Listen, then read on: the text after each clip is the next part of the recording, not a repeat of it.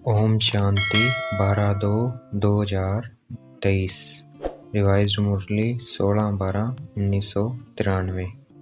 मुरली title सच्चे सच्चे अव्यक्त मुरली टाइटल सच्चे स्नेही बन एक बाप द्वारा सभी संबंधों का साकार में अनुभव करो। मुरली का मनन चिंतन। परमात्मा के स्नेह ने हमें ब्राह्मण जीवन में परिवर्तन किया है। तीन प्रकार परमात्मा स्नेही है। तीन प्रकार के परमात्मा स्नेही है। एक है स्नेह करने वाले, दूसरे हैं स्नेह निभाने वाले, तीसरे हैं स्नेह में समाये हुए। समाना अर्थात बाप समान बनना। तो हम स्नेह करने वाले क्या करते हैं वो देखेंगे।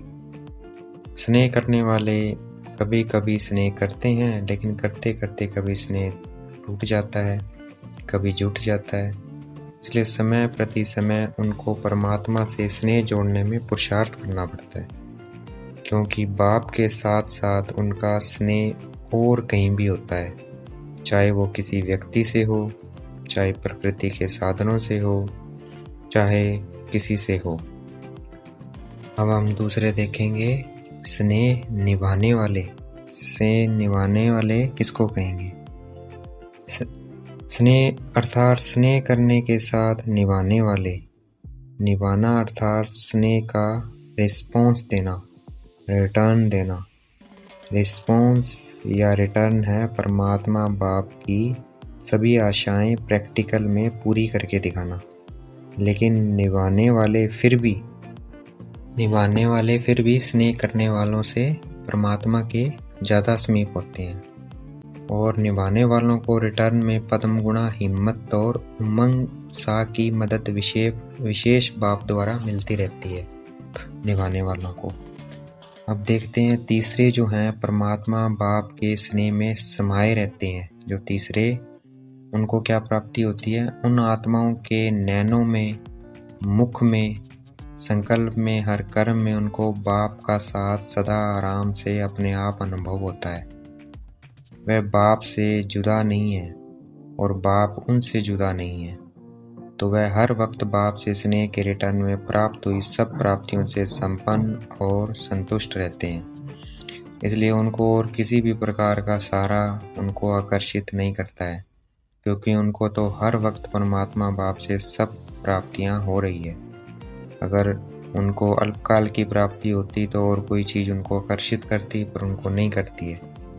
तो परमात्मा बाप में समाई हुई आत्मा के लिए सभी संबंध का रस एक बाप में सदा अनुभव होता है उनको, सभी संबंधों का, और सभी प्राप्तियों का आधार एक बाप होता है। न कि कोई वैभव होगा, और ना कोई पोजीशन होगी, ना कोई चीज़ होगी, ना कोई साधन होगा, क्योंकि वैभव और साधन क्या है? रचना है, और बाप रचता है, बाप ने रचा है उनको। तो जिसका रचता परमात्मा बाप है, रचने वाला ही उसका है, तो उसको फिर रचना द्वारा अल्पकाल के प्राप्ति का स्वप्न मात्र भी संकल्प नहीं आएगा।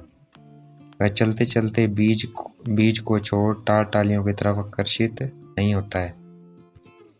कई और चीज का आधार इसलिए बना लेते हैं क्योंकि परमात्मा बीज का रूप रंग शोभनिक नहीं होता है, और टालियों का रूप रंग बहुत शोभनिक होता है।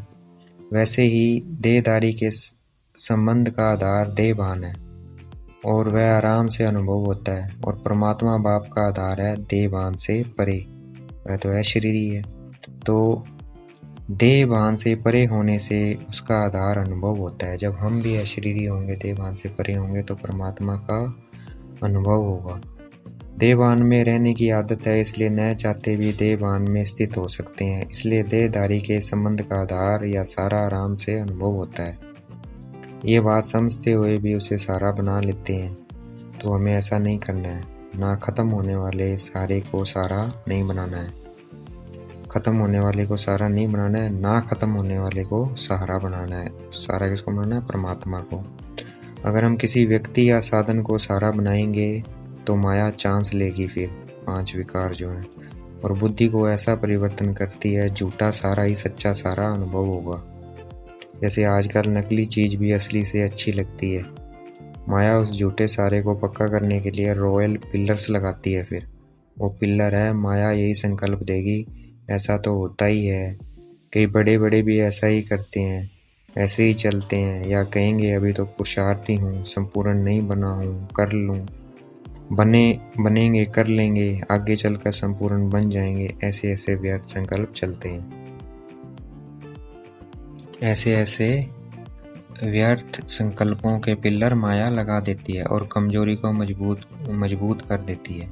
तो हमें ऐसे पिलरों का आधार नहीं लेना है, क्योंकि समय आने पर ये आर्टिफिशियल पिलर धोखा देंगे।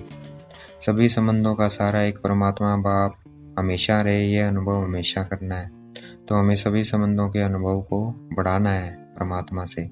अगर हम ऐसा नहीं करेंगे तो कहीं ना कहीं अल्पकाल के संबंध जुटता रहेगा। अगर हम उनसे संबंध नहीं निभाएंगे तो दूसरे संबंधों में, फिजिकल संबंधों में फंसते रहेंगे। फिजिकल स्थूल जीवन में भी स्थूल रूप का सहारा, या हर परिस्थिति में फिजिकल स्थूल रूप में सहयोग देने वाला सारा एक बाप है। इस अनुभव को भी बढ़ाते रहना, हमें फिजिकल अनुभव भी बढ़ाना है बाबा से, कि बाबा दे रहा है सब कुछ।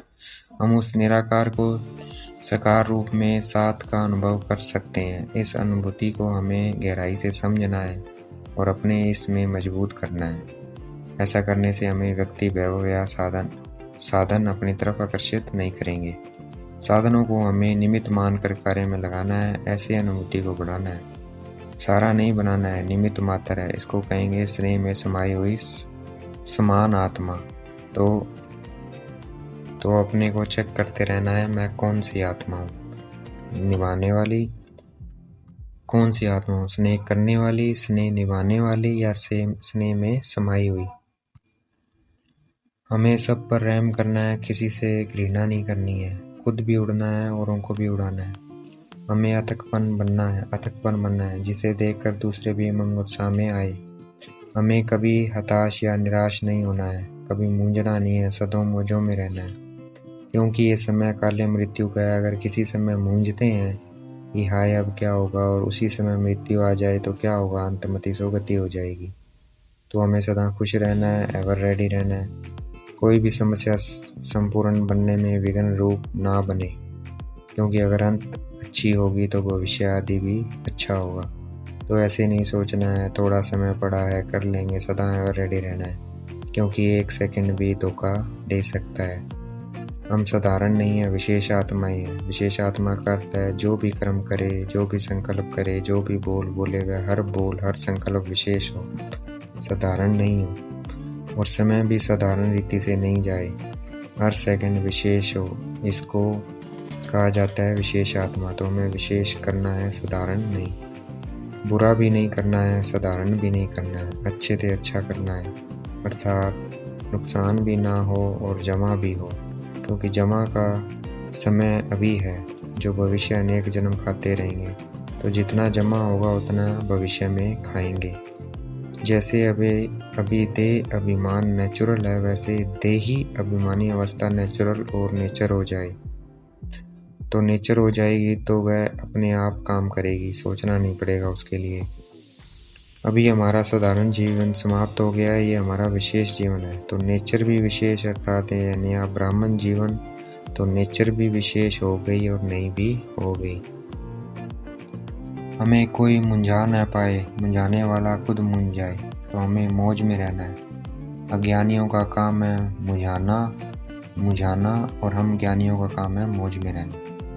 आज की मुरली का वरदान, सहज विधि द्वारा विधाता को अपना बनाने वाले सब भाग्य के खजानों से भरपूर भाव। आज की मुरली का स्लोगन, समय से, सेवा से, सबसे संतुष्टता का सर्टिफिकेट लो, तब सिद्धि स्वरूप बनेंगे। अच्छा, ओम शांति। शुक्रिया मेरे बाबा, शुक्रिया।